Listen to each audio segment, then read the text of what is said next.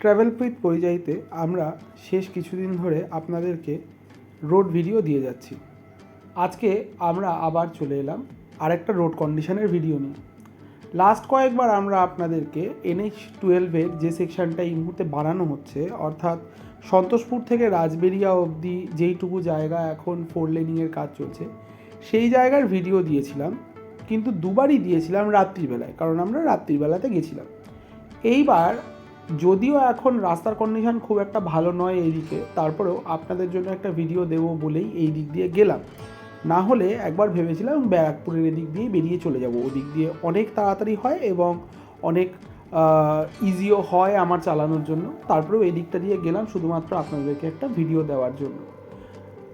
Travel with পরিযায়ীতে আপনাদেরকে স্বাগত জানাই, এবং যারা যারা এই ভিডিওটা এখন দেখছেন তাদেরকে প্রথমেই বলি যে আমাদের চ্যানেলটিতে যদি আপনাদের সাবস্ক্রিপশান না করা থাকে তাহলে আমাদের চ্যানেলটি সাবস্ক্রাইব করে দিন এবং বেল আইকনটা চিপে দিন, তাহলে সমস্ত ভিডিওগুলো আপনাদের কাছে চলে আসবে।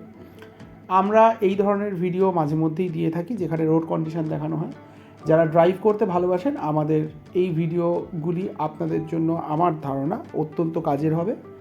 আমরা এই মুহূর্তে যেই জায়গা দিয়ে যাচ্ছি, কিছুদিন আগে অবধিও কিন্তু এই জায়গাগুলো 2 লেন কন্ডিশনেই ছিল। এখন সেই জায়গাগুলো আপনারা যেমন দেখতে পাচ্ছেন যে 4 লেন হয়ে গেছে। এই এলাকায় যা কথাবার্তা হয়েছে তাতে আমাদের কাছে যেইটুকু খবর আছে তা হলো যে 4 লেন হবে, কিন্তু সাইডের যে রাস্তা সেই সাইডের রাস্তা থাকবে, এবং এই সাইডের রাস্তা থাকার জন্য এই দিকের এক্সপ্রেস লেনগুলিতে আমরা যে স্পিড মেনটেন করতে পারবো তা 100 হওয়া উচিত।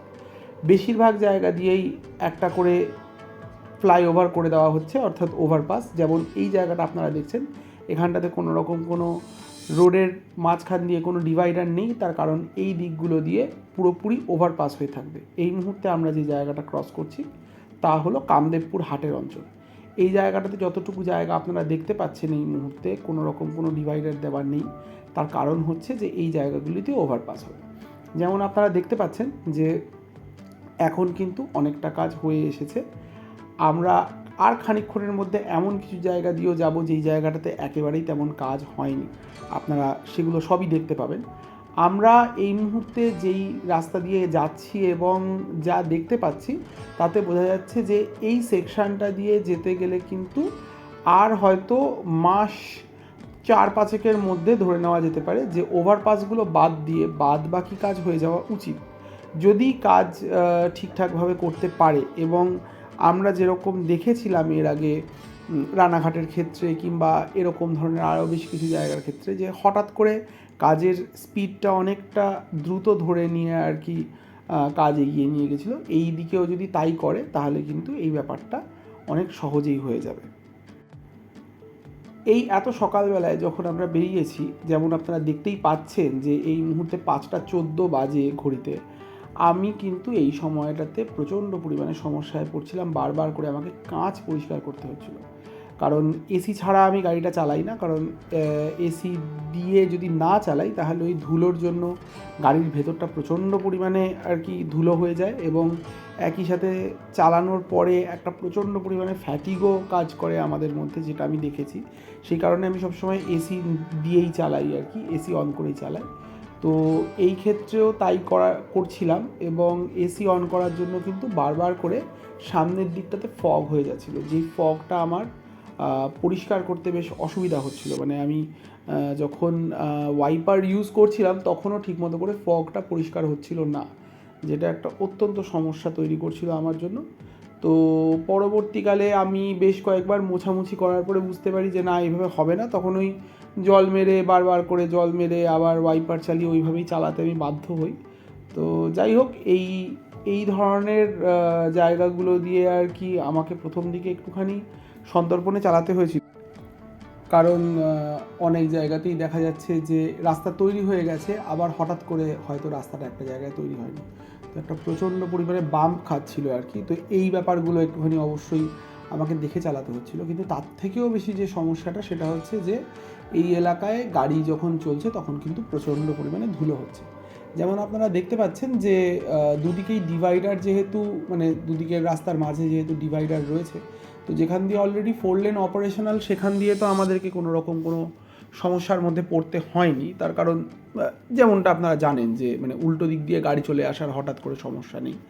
কিন্তু রাস্তা যেহেতু এখনও তৈরি হচ্ছে, তো স্বাভাবিকভাবেই আমি খুব বেশি স্পিড তুলতে পারছিলাম না কোথাও। মানে ওই বেশিরভাগ জায়গাতেই আর কি 50-এর মধ্যেই আমাকে গাড়িটা চালাতে হচ্ছিল। রাস্তা একটু ভালো থাকলে যেটা হয় যে আরেকটু স্পিড তোলা যায়। বুঝতেই তো পারছেন যে এই রকম রাস্তা দিয়ে আর কিছু দিনের মধ্যে আমরা 100-তে গাড়ি চালিয়ে যাব। সেই জায়গায় মানে 50 থেকে 60-এর মধ্যে গাড়ি চালানো মানে বুঝতেই পারছেন। এই যে দেখুন, এই মুহূর্তে যে একটা মানে ডিপ করলো আর কি গাড়িটা, এই ধরনের জায়গাগুলোতে আমাকে অবশ্যই একটুখানি সন্তর্পণে চালাতে হচ্ছিল।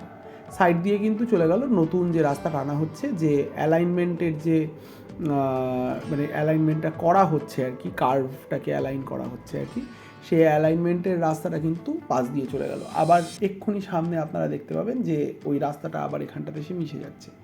ওইটা হয়ে গেলে পরে কিন্তু এই দিকের যে এই সরু যে রাস্তাটা, এই পুরনো যে জাতীয় সড়কের স্ট্রেচটা, এই জায়গাটা কিন্তু তখন আর এদিক দিয়ে কিন্তু গাড়ি ঠাড়ি যাবে না। তো এই দিকটা তখন এক প্রকার অ্যাব্যান্ডান্ডই হয়ে যাবে, আর এই দিকের রাস্তা দিয়ে তখন গাড়ি চালা শুরু করবে আর কি। তো যেই মুহূর্তে এই কার্ভটা আমরা ছেড়ে দিলাম, এবার কিন্তু দেখুন এখন কিন্তু 2 লেন হয়ে গেছে রাস্তা, কিন্তু এখান থেকে 2 লেন হয়ে গেছে। শুধু না, যদি আপনারা দেখেন তাহলে কিন্তু দেখতে পাবেন ঠিক মতো করে কাজও তেমন হয়নি। যেমন এই মুহূর্তে আপনারা দেখতে পাচ্ছেন যে আমরা একদমই 2 লেনের মধ্যে দিয়ে যাচ্ছি, দুদিকে সেইভাবে জমি অধিগ্রহণ অবশ্যই হয়ে গেছে, সেটা দেখা যাচ্ছে, কিন্তু সেইভাবে কিন্তু কোনো রকম কোনো কাজই হয়নি। আর যেমন আপনাদেরকে আমি বলছিলাম যে এত সকালবেলা কুয়াশার জন্য আমাকে বারবার ওই জলের ছিটা দিয়ে গাড়ি চালাতে হচ্ছিলো আর কি, মানে জল দিয়ে তারপরে ওয়াইপার চালিয়ে আর কি পরিষ্কার রাখতে হচ্ছিলো বারবার করে। আর এই একবার পরিষ্কার করছি, করার পরেই একটা করে গাড়ি যাচ্ছে আর ধুলো লেগে যাচ্ছে, এবং মানে যেহেতু ক্যামেরার সামনে রয়েছে, ধুলোতে খুব একটা ফোকাস হচ্ছে না, আপনাদের দেখতে খুব বেশি অসুবিধা অবশ্যই হচ্ছে না, কিন্তু আমি যখন চালাচ্ছিলাম তখন কিন্তু আমার ভালোই অসুবিধা হচ্ছিল। ওই মানে একটা পুরো হেজের মতো হয়ে যাচ্ছিল বারবার করে আর কি, যেটা আমাকে আর কি মানে পরিষ্কার করতে হচ্ছিলো। এবং সেটা থেকে আর কি ওই মানে ওয়াইপারেরও প্রবলেম, ওই সামনের যে উইন্ডস্ক্রিনটা যেটা রয়েছে, সেই উইন্ডস্ক্রিনেও আর কি বারবার করে ওয়াইপার দিয়ে ইয়ে করতে গিয়ে মানে বালির ঘষা খেয়ে যায়, এবং সেখান থেকে একটা স্ক্র্যাচ পড়ে যায়, এই স্ক্র্যাচের প্রবলেমটা তৈরি হয়ে যায়। তো এই সমস্ত কিছু মিলিয়েই আর কি মানে একটা প্রবলেম তো তৈরি হচ্ছিল।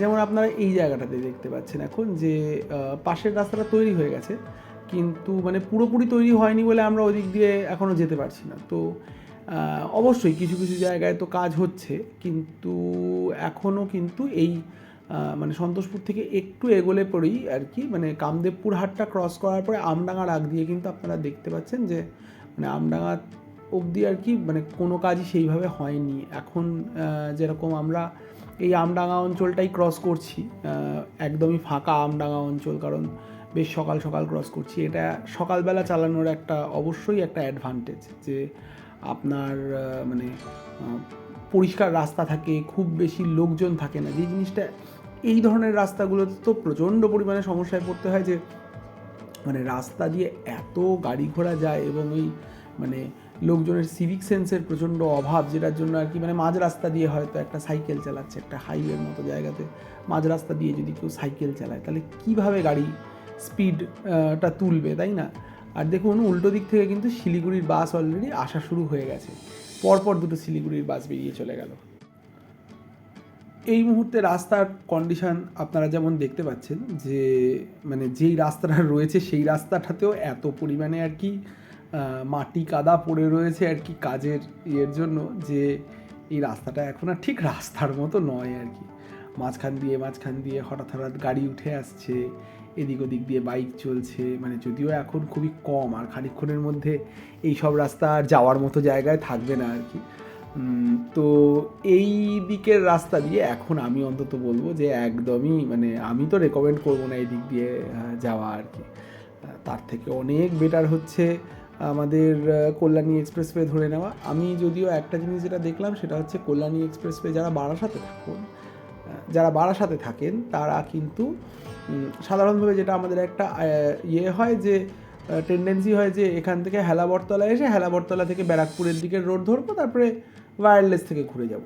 বাট আমি পরবর্তীকালে আরও একটা রুট নিয়ে দেখলাম, এই রুটটাই আমার মনে হলো সবথেকে ভালো। সেটা হচ্ছে সকালবেলা কেউ বেরোলে পরে জাস্ট মানে আমার মনে হয় 5 মিনিট লাগবে হচ্ছে যেতে আর কি কী বলে মধ্যমগ্রাম চৌমাথা যেতে, এবং চৌমাথা থেকে জাস্ট একটা রাইট টার্ন করে মিনিট 10-12 মতো লাগবে হচ্ছে আমাদের যে পানিহাটির দিক দিয়ে যেতে গেলে যে মানে ইয়েটা পড়ে আর কি, মানে কল্যাণী এক্সপ্রেসওয়ের যে কানেক্টারটা যেটা পড়ে আর কি তালবান্দার কাছে, ওই তালবান্দা বিলকান্দার ওখানের যে ফ্লাইওভারের যে ইয়েটা রয়েছে আর কি, ইন্টারচেঞ্জটা আছে, ওখান থেকে জাস্ট রাইট টার্ন মেরে ওখান থেকে কল্যাণী এক্সপ্রেসওয়ে ধরে নেওয়াটা মনে হয় সব থেকে ভালো হবে আমাদের জন্য, এবং খুবই ফাস্ট চলে যাওয়া যায়। আমি কিছুদিন আগে ওই দিকের রাস্তাটাই ব্যবহার করলাম এবং আমি তো অন্তত বলতে পারি যে আমি দারুণ মানে লাভ পেয়েছি আর কি ওই দিকের রাস্তা দিয়ে যেতে গিয়ে। মানে হয়তো একটু ঘুর হতে পারে, কিন্তু গাড়ি চালিয়ে অন্তত দুর্দান্ত আরাম, মানে পাকে একদমই মানে ব্যথা দেওয়ার জায়গা নেই। যাই হোক, দেখুন দেখতে দেখতে আমরা বেশ অনেকটা চলে এসেছি এবং প্রায় হাফের কাছাকাছি অবধি তো চলেই এসেছি, মানে বারাসাত থেকে আর কি রাজবেরিয়ার মাঝামাঝি জায়গা অবধি তো চলেই এসেছি। এই সব দিকগুলোতে কিন্তু বেশ মানে ভালো রকমই আর কি ল্যান্ড অ্যাকুইজিশনের কাজ তো পুরোপুরি হয়েই গেছে, এবং এই সব জায়গাগুলো দিয়ে আর কি ব্রিজ তৈরি হবে। তো ব্রিজের কাজও কিন্তু এখন এখান দিয়ে আস্তে আস্তে তৈরি, মানে ব্রিজ করার জন্য যা যা করার সেগুলো কিন্তু হচ্ছে। তো এইটা তো আমি অনেক দিন ধরেই এরকমভাবে দেখছি, একটা সাইড করে রেখেছে, এই দিক দিয়ে এখন যেতে দিচ্ছে। তো যতক্ষণ পর্যন্ত না ওদিকের ব্রিজটা তৈরি হচ্ছে আমার ধারণা এদিকটা হয়তো ততক্ষণ করবে না। সেটা কতদিনে করে সেটা দেখা যাক। সাধারণভাবে আমরা যারা লং ড্রাইভে যেতে পছন্দ করি তারা কিন্তু এই দিকের রাস্তাটা ধরি হচ্ছে নর্থ বেঙ্গল যাওয়ার জন্য, মানে বেশিরভাগ সময়ই দেখা যায় তাই। এই নর্থ বেঙ্গলের জন্য আমরা যখন বেরোই সাধারণভাবে কিন্তু আমাদের মানে একটু সকালবেলা যদি বেরোনো যায়, মানে আমি বলছি যে এই বারাসাত অঞ্চল বা তার অ্যাডজয়নিং জায়গাটা যদি 5টার দিকে ক্রস করা যায় তাহলে কিন্তু মানে খুব সহজেই শিলিগুড়ি পৌঁছে যাওয়া যাবে ওই প্রায় ধরে নেওয়া যাক 6টার দিকে আর কি। মানে আমি এটা নিজে দেখলাম কিছুদিন আগে, মানে রাস্তা যেহেতু প্রথম দিকে ফাঁকা থাকে, তো সকাল সকাল বেরিয়ে একদম শঙ্কর মিষ্টান্ন প্রতিষ্ঠানে দাঁড়িয়ে পড়ুন, এবং ওখানটাতে যেহেতু বাথরুম পরিষ্কার আছে সেই কারণেই বলা, ওখানে সকাল সকাল খাওয়া দাওয়া করে নিন। যদি ওই ডালপুরি নিয়ে নেন তাহলে খুব তাড়াতাড়ি খাওয়ার হয়ে যাবে, বিকজ মানে ওদের ওইটা খুব তাড়াতাড়ি ওরা রেডি করে দিয়ে দিতে পারে, ওটা ওদের মানে চালু একটা মানে মিল। তো সকালবেলায় ডালপুরি, ছোলার ডাল এবং মিষ্টি দিয়ে, সাথে যদি বলেন ডিম সিদ্ধ কিংবা ডিমের অমলেট দিয়ে সঙ্গে সঙ্গে খাওয়া দাওয়া করে দিন, বাথরুম ব্যবহার করে দিন, বাথরুম একেবারে মানে এয়ারপোর্ট লেভেলের বাথরুম। তো তারপরে বেরিয়ে চলে যান। বেরিয়ে গিয়ে আমি দেখেছি যে মানে আমি এইবার যখন গেলাম তখন কিন্তু মালদা ক্রস করে আদিনার কাছে আমরা লাঞ্চ করেছিলাম গরম মশালা বলে একটি রেস্টুরেন্টে। সেখানে কিন্তু আমি দেখলাম যে আমার পৌঁছতে 12টা বেজে গেল। তো মানে 12টার মধ্যে কিন্তু আমি হাফ রাস্তার ওপর পৌঁছে গেছি। তাহলে আপনারা বুঝতেই পারছেন যে মানে চাইলে পরেই আর কি ওটা আমরা মানে 5টা থেকে 5:30, 6টা ম্যাক্স তার মধ্যে চলে যেতাম। এই যেখানে দেখুন একটা লম্বা লাইন দেখতে পাচ্ছেন এই মুহূর্তে, এইটা কি হচ্ছিল আমি ঠিক জানি না। আমি এখানটাতে এসে আবার একটুখানি আরেকবার কাঁচ সাফ করছিলাম, এবং যাওয়ার সময় আবার দেখলাম বেশ কিছু ছেলে আসছে আর কি, লোকজন বিএসএফের এই ক্যাম্পের এখান দিয়ে ওরা কিছু একটা করছিল, হয়তো কোনো একটা মানে ম্যারাথন বা কিছু একটাতে হয়তো ওরা করছিল। কারণ আরেকটু সামনে গিয়ে যখন 4 লেন হয়ে গেছিলো সেই জায়গাটাতে গিয়ে দেখলাম যে ওরা মানে নিয়ে কি বলে ফ্ল্যাগ ট্যাগ নিয়ে আর কি রীতিমতো মানে ওয়েট ফেট করছে। এবার সেটা কী ব্যাপার কি আমি ঠিক জানি না, জিজ্ঞাসাও করিনি আর কি, মানে দাঁড়াই উনি জিজ্ঞাসা করার জন্য।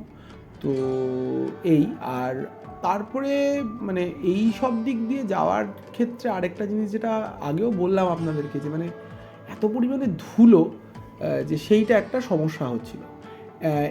এই সব জায়গাগুলো দিয়ে যেমন দেখতে পাচ্ছেন যে কাজ কিন্তু খুব একটা তেমন এগোয়নি, মানে ওই সেই পুরনো রাস্তাটাই রয়েছে, ল্যান্ড অ্যাকুইজিশন অবভিয়াসলি হয়ে গেছে, সেটা বোঝাই যাচ্ছে, কিন্তু বাদ বাকি আর অন্য কোনো কাজ যে মানে একটুখানি পিচ করার জন্য যে তার আগের যে খোঁড়াখুঁড়ি এবং সেখানটাতে বালি ফেলা বা অন্য জিনিসপত্র ফেলে যে মানে তৈরি করে আর কি লেয়ারগুলো আর কি, তো সেই লেয়ারগুলো কিন্তু খুব একটা তৈরি করা নেই। কিছু কিছু জায়গায় রয়েছে, কিন্তু বেশিরভাগ জায়গাতেই কিন্তু আমরা যা দেখলাম নেই। আর এই মুহূর্তে আমরা আওয়াল সিদ্ধির কাছে চলে এসেছি। এই দিক দিয়ে যেতে গেলে যারা সিএনজি ব্যবহার করছেন গাড়িতে, তারা কিন্তু আর কিছুদিনের মধ্যে আমি যা দেখলাম আমাদের বারাসাতে কলোনি মোড়ের কাছে একটা সিএনজি পাম্প পেয়ে যাবে। যাওয়ার সময় আপনাদের বাঁ দিকের ফুটে পড়বে সিএনজি পাম্প। কতটা কি ভিড় হবে, কতটা কি লাইন পড়বে তা আমি জানি না, কিন্তু পাম্পটা যে পাবেন সেটা আমি আজকে মানে বলতে পারি আপনাদেরকে। এইবার এই যে ভিডিও দেখছেন, এই ভিডিওর সময় মানে এই 22 তারিখের সকালবেলা যাওয়ার সময় আমি কিন্তু দেখতে পেয়েছি।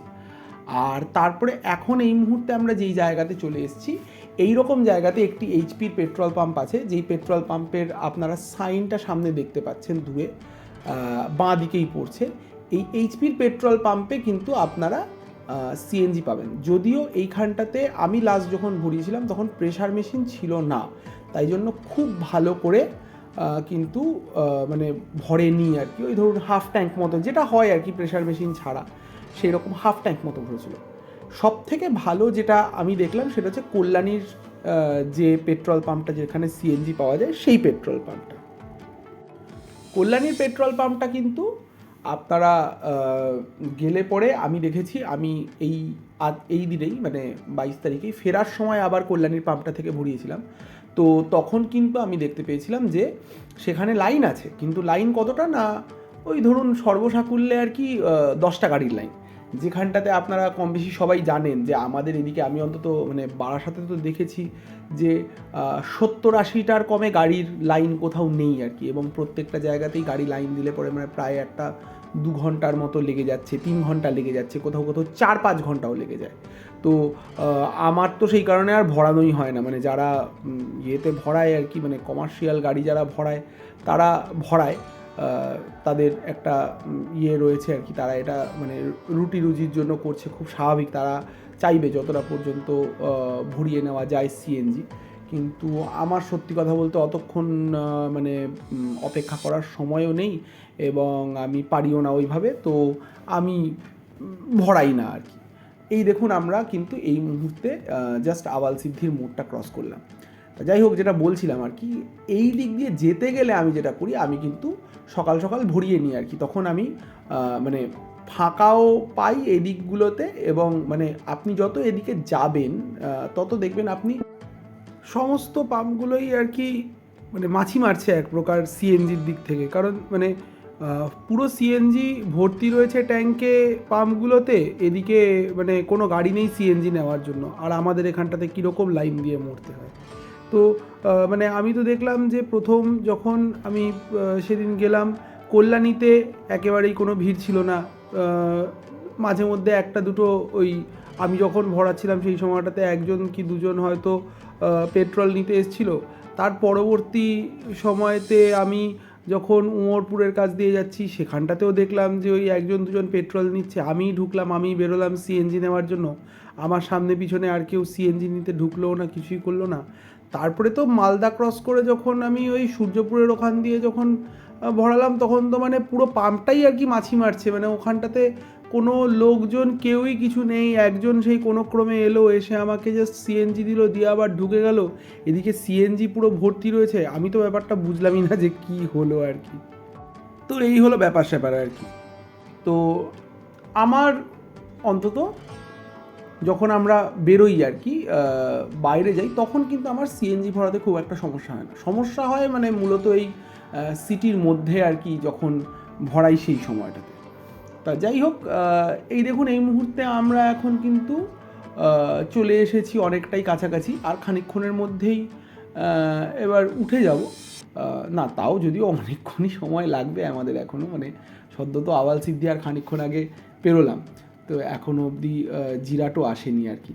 কিন্তু এই সব জায়গাগুলো যেমন আপনারা দেখতে পাচ্ছেন যে দুদিকে কাজ যে হচ্ছে না তা নয়, মানে দেখলেই বোঝা যাচ্ছে যে কাজের জন্য জমি অধিগ্রহণ হয়েছে কিংবা অন্য আরও এদিক ওদিক একটু আধটু কাজ টাজ হয়েছে, কিন্তু সেইভাবে কিন্তু মানে কাজ যে বিশাল কিছু এগিয়েছে তা নয়। ওই পুরনো রাস্তা দিয়েই এখনও যেতে হচ্ছে, আর পুরনো রাস্তার কন্ডিশানটা তো আপনারা দেখতেই পাচ্ছেন যে কন্ডিশানটা কেমন। তো এই রকম কন্ডিশানে মানে চালানোটা কতটা মানে বেদনাদায়ক হতে পারে আমার জন্য এবং আমার গাড়ির জন্য, সেটা আপনারা বুঝতেই পারছেন। আমি আশা করব যে আপনারা যারা আমার এই ভিডিওটি দেখবেন তারা এর মধ্যে অন্তত এই দিক দিয়ে গাড়ি নিয়ে যাওয়ার কথা ভাববেন না। আমিও এই এখন যাচ্ছি, এরপরে আবার কবে যাব আমি জানি না।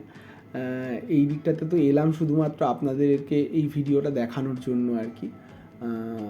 এই দিক দিয়ে কিন্তু আমাদের আমি যা দেখেছি এর আগে যখন কাজ হয়েছে তখন কিন্তু আমি দেখেছি আমাদের যে এই আয়েশপুর টোল প্লাজাটা যেই সেকশানটার জন্য হয়েছে আর কি, মানে অর্থাৎ বড়জাগুলি থেকে আমাদের একদম অবধি আর কি, কৃষ্ণনগর অবধি এই সেকশানটা কিন্তু মানে খুব দারুণ মেনটেন হয়েছে। মানে এতদিন ধরে এই রাস্তার ওপর দিয়ে এত গাড়ি যাচ্ছে, কিন্তু এই সেকশানটা কিন্তু সেরকমভাবে যে মানে মানে খারাপ হয়ে যাচ্ছে বা তা কিন্তু নয়। এই দিকটা কিন্তু সত্যিই মেনটেন করেছে।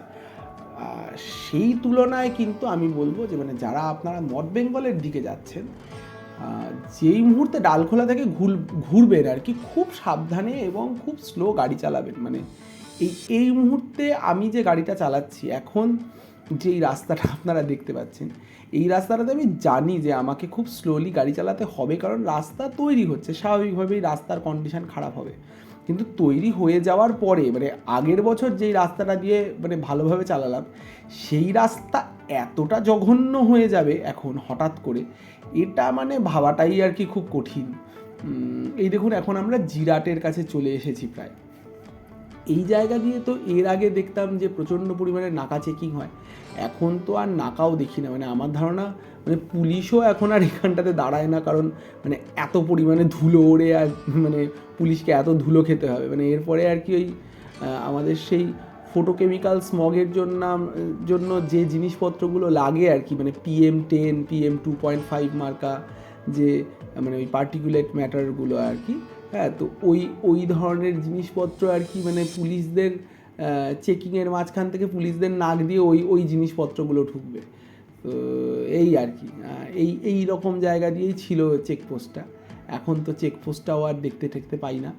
তা এই সব জায়গা দিয়ে প্রচণ্ড পরিমাণে কাজের জিনিসপত্রগুলো রাখা রয়েছে দেখছি, কারণ মানে আমি যা দেখেছি অন্যরাও এই ব্লগটা যখন করেছে দেখেছি যে এইখানটা দিয়েই ওরা সমস্ত জিনিসপত্রগুলো তৈরি করছে, এবং এখান থেকে সমস্ত জিনিসপত্র তৈরি করে অন্যদিকে নিয়ে যাচ্ছে, নিয়ে গিয়ে সেগুলোকে লাগাচ্ছে, সেগুলো দিয়ে কাজ করছে। তো আমরা এখান দিয়ে যখন যাচ্ছি তখন মানে এই দিক দিয়ে তখন অলরেডি এবার একটুখানি ওই মানে সাইকেল টাইকেল এগুলো যাওয়া শুরু হয়ে গেছিলো আর কি। তো তার মধ্যে দিয়ে যতটা পর্যন্ত তাড়াতাড়ি পেরেছি আর কি বেরিয়ে চলে গেছি। আপনারা তো মানে খানিকক্ষণ আগে আমি যখন বলছিলাম আপনারা তো দেখছিলেন যে তখন তেমন সাইকেল ছিল না, বেশি করে যখন আমডাঙ্গা অঞ্চল বেরোচ্ছিলাম, কিন্তু তারপর দিয়েই দেখবেন আস্তে আস্তে একটুখানি ওই সাইকেল টাইকেলগুলো একটু বেড়ে গেছে।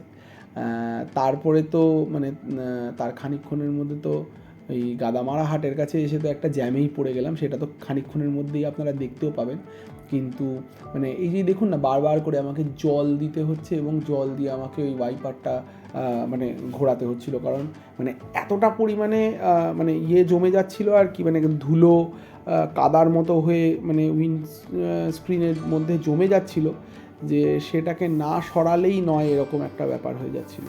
হ্যাঁ, আর এই সব রাস্তা দিয়ে যখন টোটো উঠে যায় তখন তো মানে খুবই কঠিন হয়ে যায় আর কি চালানোর ব্যাপারটা, মানে সেটা আর বলার নয় আর কি।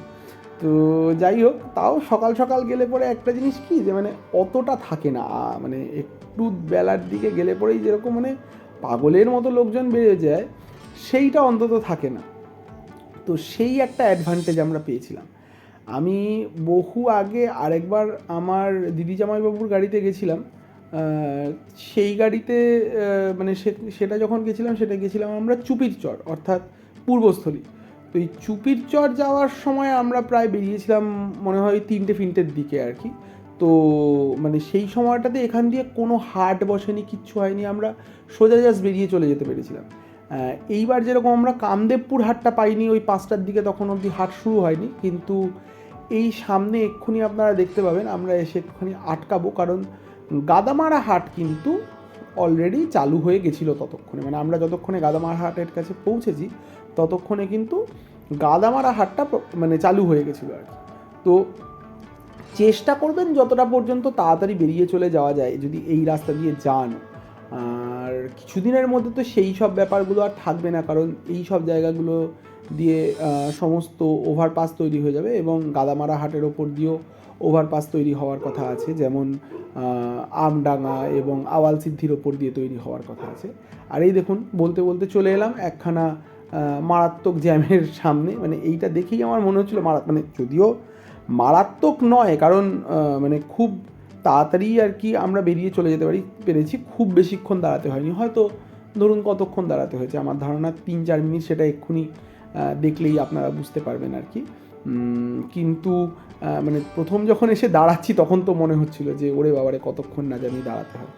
এবং এই আমরা যেটা বেরিয়েছিলাম এটা বেরোনোর একটা কারণও ছিল যে মানে আমার শালির আর কি বিএডের পরীক্ষা, তো সেই বিএডের পরীক্ষার জন্য আমরা মানে চেষ্টা করছিলাম যতটা তাড়াতাড়ি যাওয়া যায়, এবং সেটা পলাশি পাড়াতে ছিল, মানে অর্থাৎ মানে পলাশি থেকে আপনাকে আবার ডান দিকে টার্ন নিয়ে ঢুকে আপনাকে আধা ঘন্টা মতো যেতে হবে, তবে গিয়ে আপনি পাবেন। ও মানে ভর্তি নিয়েছিল রেণুকা দেবী বিএড কলেজে, তো সেখানে আবার ওদের ওই প্র্যাকটিক্যালের পরীক্ষার জন্য আর কি। তো যাই হোক, এই এখন দেখুন এতক্ষণে আবার মানে গাড়ি চলা শুরু হলো আর কি আমাদের।